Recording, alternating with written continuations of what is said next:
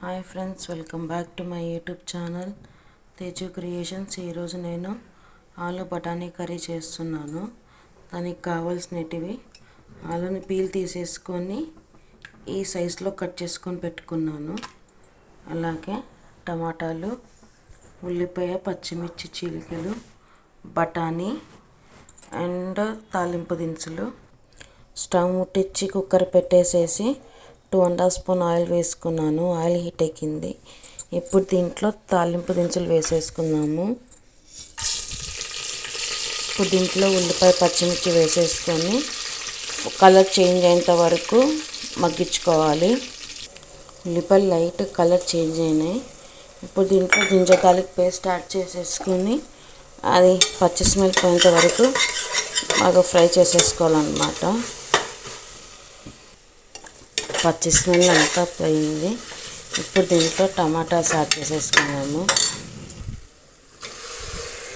ఇందులో మీ టేస్ట్కి సరిపడా సాల్ట్, అలాగే పసుపు వేసుకొని బాగా మిక్స్ చేసేసుకొని టమాటా సాఫ్ట్ అయ్యేంత వరకు కుక్ చేసుకోవాలన్నమాట.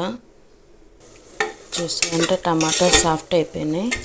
ఇప్పుడు దీంట్లో మనము ఆలు అండ్ బఠానీ రెండు యాడ్ చేసేసుకుందాము. ఇది బఠానీ నేను ఉడికించుకోవాలి, డైరెక్ట్ పచ్చిదే వేసేస్తున్నా. ఆలు, ఇది 1 స్పూన్ ధనియాలు, కొంచెం కొబ్బరి పొట్టుతో సహా వెల్లుల్లి వేసేసుకొని గ్రైండ్ చేసుకొని పెట్టుకున్న మసాలా అన్నమాట ఇది.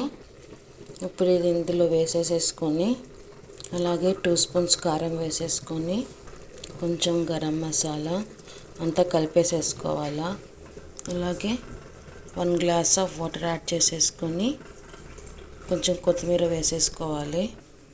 కొత్తిమీర వేసేసుకొని విజిల్ పెట్టేసేసుకోవాలి. ఒక 2 విజిల్స్ రావాలి. 2 విజిల్స్ అయిపోయినాయి. స్టవ్ బంద్ చేస్తున్నాను. అంతే, ఆలు బఠానీ కర్రీ రెడీ అన్నమాట.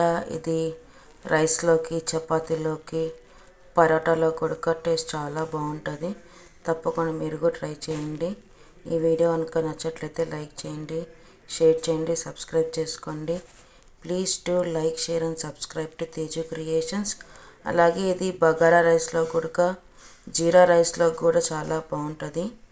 మీరు కూడా ట్రై చేయండి. Thanks for watching. బాయ్.